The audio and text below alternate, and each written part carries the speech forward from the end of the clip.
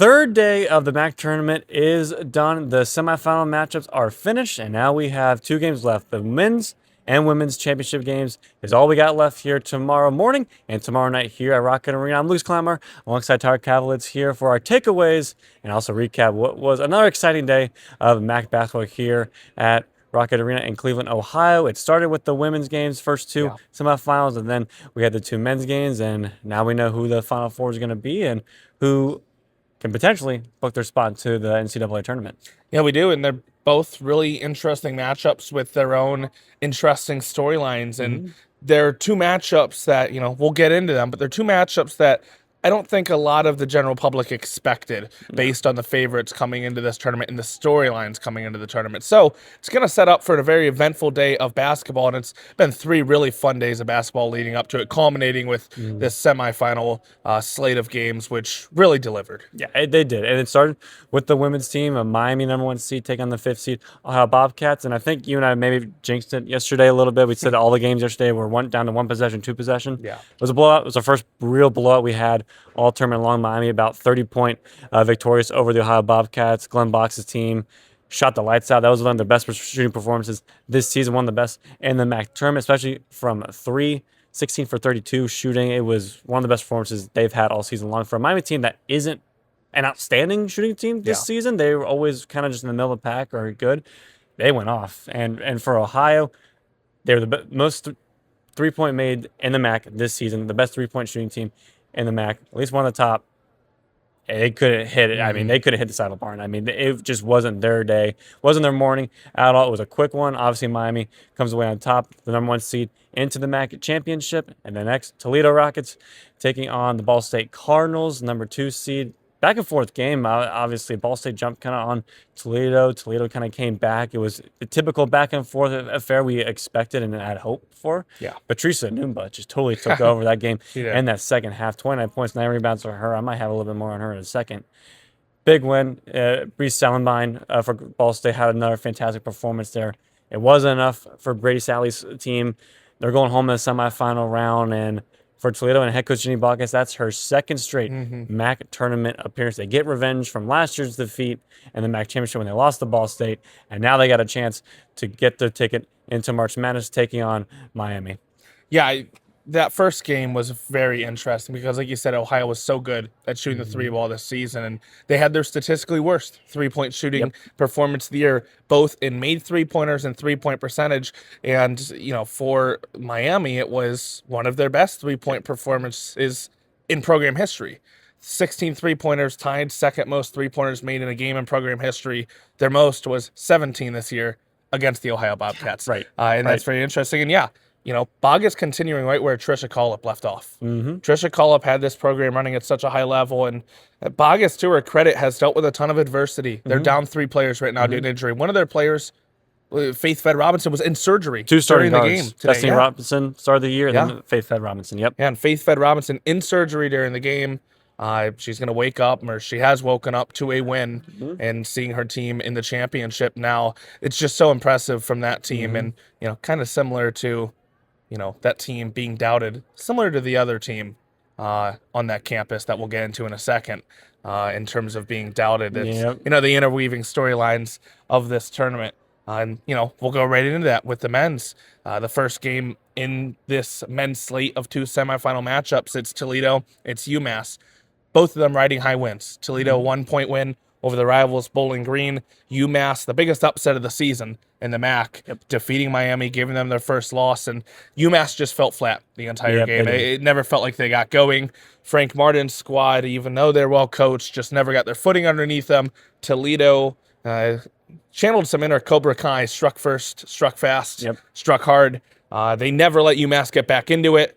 They started on a 13-1 run to begin that game, and I mean that's kind of all you needed to know. That was the tone setter. They never took their foot off the gas. Credit to Todd Kowalczyk. He has a narrative that he does not have success in March. This season, when this Toledo team has been doubted, he's kind of gone against the grain in terms of what's been expected out of a Todd Kowalczyk coach team. They have delivered in the big moments, and then you go to the second game and it's Akron against Kent State. It's the wagon wheel. It's a tremendous showing by the crowd. This place was packed. This was really packed. all around this side. It seriously was Yeah. the best atmosphere so far this tournament. It was. I mean, that's kind of what we expected. You think of the championship game they had a couple years ago, the place was packed. Yeah. It felt like that, but for a semifinal matchup. Right. It was tremendous to see. And that's what you expect out of those fan bases. Mm-hmm. Not only are they local, they're tremendously passionate fan bases, both of them. And I mean, what else can you say about Akron? Akron just does what Akron does, and we'll have more on that in a second in the takeaways. But, Kent State gets off to the fast start. John Gross's team, once they got into it, went on little run by little run, 6-0 runs, 7-0 runs, just over and over and over again. It was too much for Kent State. They never were able to recuperate in the second half.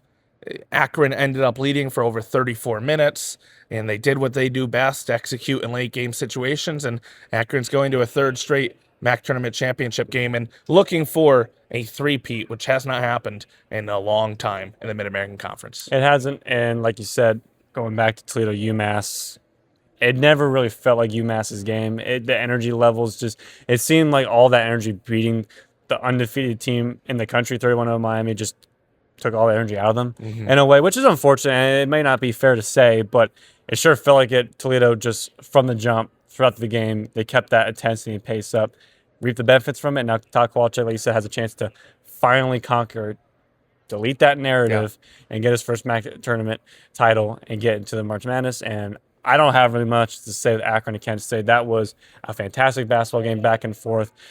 Give Akron credit. That first half was completely theirs. They were definitely the more experienced veteran team. They were very composed. Kent State, though, came out of the second half. Battle. Got that 17-3 run, I want to say, to bring the game all the way back. It was still kind of like that 4-point, Akron lead 6-point. They kind of kept them a little bit at arm's length there. Kent State did come back and make it by 2 later on, but like game situation stuff, like I said, Akron did what they did.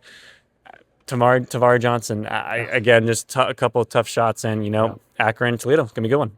Yeah, it will be. So, that'll take us into our Falcon Four takeaways from the day. You want to start with the women's side? Yeah, the women's side, it's a couple ones, but I'm gonna start with Toledo, the second game. Patrice Enumba, she's a star. She is a star in this conference. This has been her coming out party. This is the tournament where she's made her name, and no Faith Fed Robinson down the stretch of the year, no Destiny Robinson. Kendall Carruthers is still a big name, and she's still a very good player for Toledo. No one really knew what they were going to get with Patrice Enumba. I don't know if head coach Jenny Bogus really knew what she was going to get coming over and being a first-year player for the Rockets, but she's been unbelievable. She was unbelievable in the 2 games Bowling Green played against her. She's physical. She gets rebounds. She's a scorer. She was 1 rebound away from a double-double again today. She's probably, for all likelihood, going to probably get my vote for an All-MAC team selection of the 5. She has been one of the breakout stars of this tournament where people are going to be like, okay, when they think the top names in the tournament, Enumba is going to be up there, and she very well could be the reason why they go dancing tomorrow. And that's what you love about the tournament, that those kind of players can kind of come out of the woodworks where, maybe they're not slept on by their own fan bases, but the rest of the conference doesn't exactly know who they are until they all see them on the stage. And the biggest stage, and then they come through. Miami showed that they're capable, and the Miami this season, the men's and women's team are completely different. The men's team would always win by high scoring. Women's team win by low scoring. Really, for most games. I'm speaking based on defense. Based on defense. That was not defense today that beat Ohio. That was pure scoring. Tamar Singer. You want to talk about another player that might be in contention for player of the tournament? Might be her if Miami takes the crown. Glenn Box has this team ready. I don't know what he's done, but all that starting 5 off the bench, they are ready, and they're all performing at a high level. And even Scalia, the transfer from St. Thomas that came over to Miami, she also had another big performance today as well. They won by their offense. That's something that Miami did very little this season. I'm not going to say they never did it, but something they did It wasn't very their little. calling card. No, it's not. That's not their strength. And they showed that they can totally win by doing so. Give them all the credit in the world, because I am looking forward to tomorrow morning to see how they match up, because if Miami shoots like that, Toledo might be in a little bit of trouble, but I don't know. I'm excited. I think they're both going to be good. What say you? First takeaway for me is this is a different Toledo team. This is a different Toledo than we're used to seeing in the tournament. They have an edge to them. They have an underrated feel to them.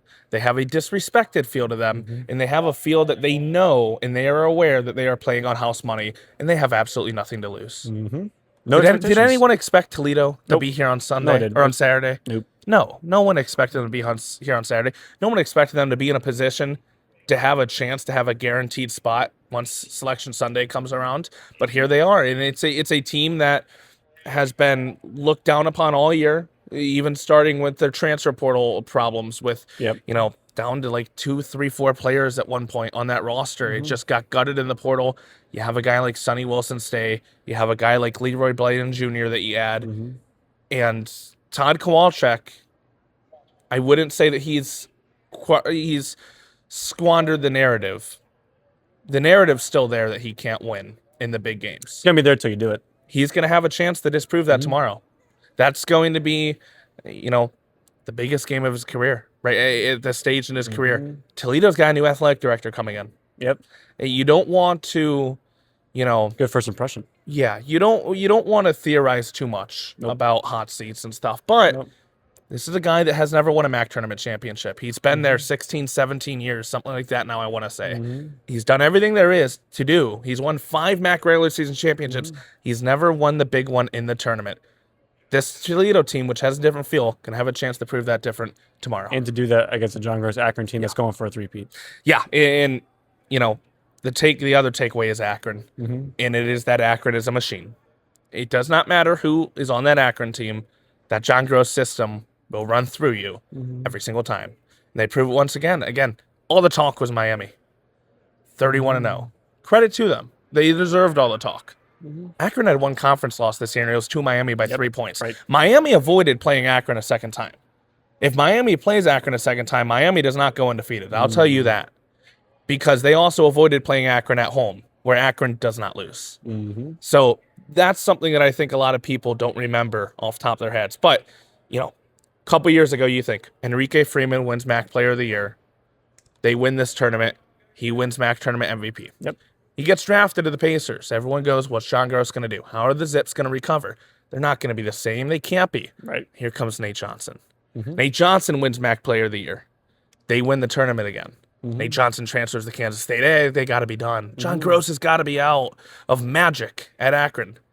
Oh, here's a guy named Tavari Johnson that we've had. Not his brother, but another Johnson. Not related, but plays just as well offensively as Nate Johnson. Leads the MAC in scoring this year, and he has now taken this team, along with Shamaw Scott. Can't forget about Shamaw Scott. Back-to-back 6th man of the year in the MAC. Those two have taken this team to a 3rd consecutive MAC tournament championship game. They're going to have a chance at a three-peat, the much-coveted three-peat. And, if they do that, John Gross's name is going to elevate to heights that very few names, let alone in the MAC, but mid-major college basketball are, because he would be a 5-time MAC tournament champion. Right. Yeah. That would be, territory that very few names are in. So it doesn't matter who you put on that Akron team. That Akron team just plays that same identity, and they just win. They find a way to make it the Saturday here, it feels like, every single time. Yep. So, and it just speaks to the reason why you can never bet against John Gross. Nope. And we're going to have more coverage tomorrow. We got 2 more games, 11 a.m. and 8 p.m. game, too. And that's going to do it for our coverage, too, as well. After one more day. Yeah. One more day. Yeah. You can find all that on bgfalconmedia.com. All the broadcasts are on Falcon Radio. They're all linked to our stories, and they're available on the BG Falcon Media YouTube as well. You can follow our social media coverage on Twitter X at BG_FMSN, and on Instagram and Facebook at BG Falcon Media or at BG Falcon Media. But again, go over to bgfalconmedia.com for all of the coverage, and we'll have one more day here in Cleveland to wrap it all up.